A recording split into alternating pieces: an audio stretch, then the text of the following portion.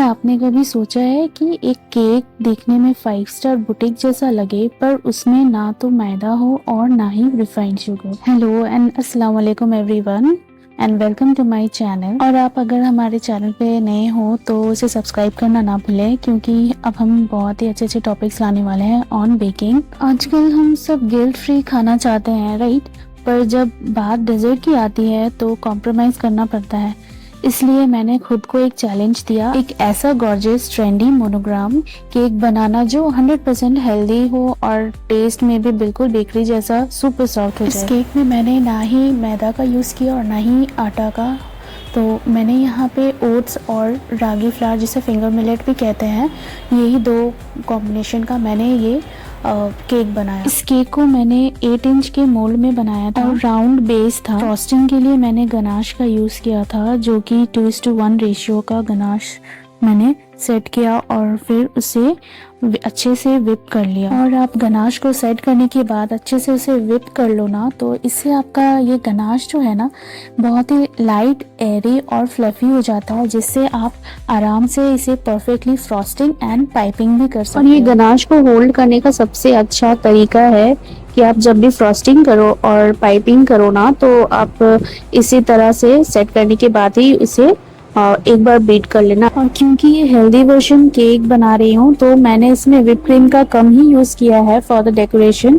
Just मैंने ganache को use किया, जो कि pure chocolate and fresh cream use करके इसका 2:1 रेशियो निकाल के गनाश बनाया। अब हम चलते हैं हमारे असेंबलिंग पार्ट में, जो कि हमारा बेस है वो 8 इंच के अराउंड के टिन में मैंने इसे बेक किया था। और इससे जो कि मुझे 8 नंबर का मोनोग्राम बनाना है। फ्रेंड्स देखो, अगर आपको मोनोग्राम केक बनाना है तो आप 2 लेयर्स या 3 लेयर्स में भी कर सकते हो, बट ये जो कि मेरा हेल्दी वर्जन केक था प्लस 8 इंच लाइक बड़ा था, तो मैंने उसे क्या किया, एक लेयर का ही बनाया, जो कि 8 नंबर पे उसे कट करना है। तो यही टेक्निक है जो मैंने यहाँ पे देख रहे हो आप, कि ये एक कटर लिया मैंने जो कि होगा 3 इंच के अराउंड, दोनों को बीच से कट किया, देन उसके बाद उसे निकाल कर और ऐसे ही इसे अटैच कर देना है। और आप अगर चाहो ना तो आप 6 इंच के टिन में बनाओ, बेक करो, और वो भी 2 टिन बेक करो, और फिर उसका 2 से 3 लेयर निकाल कर आप अपने अकॉर्डिंग उसे प्लेस कर दो। मैंने तो यहाँ पे फर्स्ट लेयर जस्ट 1 ही लेयर यूज किया, जो कि एक 8 इंच के राउंड टिन में 2 बेस निकाला है और उसे ऐसे ही प्लेस कर दिया। आप अगर चाहो तो उसके ऊपर भी स्टैक करके अपने छोटे से टिन में लाइक 6 इंच या 4 इंच करके भी आप यूज कर सकते हो। मैंने यहाँ पे बेस बोर्ड जो है वो 14 इंच का लिया, क्योंकि ये 12 इंच में नहीं हो रहा था, तो मैंने यहाँ पे 14 इंच का यूज किया विद अ राउंड बेस। तो चलिए हमारा नेक्स्ट पार्ट जो कि है सोकिंग अ स्पॉन्ज। तो ये स्पॉन्ज मैं जनरली मिल्क से ही यूज करती हूँ, मैं शुगर सिरप नहीं यूज करती। और जो कि ये हेल्दी वर्जन है तो मैं मिल्क का ही यूज कर रही हूँ, और ये फ्रेशली बेक भी किया हुआ है, तो आप मिल्क का यूज कर सकते हो। फ्रेंड्स, आप लोग को अगर इसमें कुछ भी डाउट हो या कुछ भी पूछना हो तो आप कमेंट सेक्शन में जरूर पूछ सकते हो, कि आपको ये मेरा वीडियो हेल्पफुल लगे। आफ्टर सोकिंग अब हम चलते हैं हमारे क्रम कोट की तरफ, जो कि मैंने यहाँ पे फुल्ली गनाश का ही यूज किया है, जो मैंने आपको गनाश का रेशियो बताया और उसे कैसा होल्ड करना उसका भी टेक्निक बताया। तो ये मैं आगे भी आप लोगों के साथ शेयर करूंगी, the chocolate recipe and ganache भी। तो प्लीज़ मेरे चैनल को सब्सक्राइब करना ना भूले, और मेरे अपडेटेड वीडियोस को भी देखेंगे तो आपको समझ में आएगा सारा मेरा बेकिंग का सीरीज। तो यहाँ पे मैंने गनाश को अच्छे से उसे क्रम कोट कर लिया, इसे अच्छे से इवनली स्प्रेड कर लेना है पूरे स्पॉन्ज में। और आप चाहो तो आप इसे क्रम कोट नहीं करके आप डायरेक्ट फ्रॉस्टिंग भी कर सकते हो ऑन अ सोप स्पॉन्ज। तो चलिए अब हम चलते हैं हमारे मोस्ट इंटरेस्टिंग पार्ट की है पाइपिंग। फ्रेंड्स, पाइपिंग सभी को पसंद है, किसे नहीं पसंद है।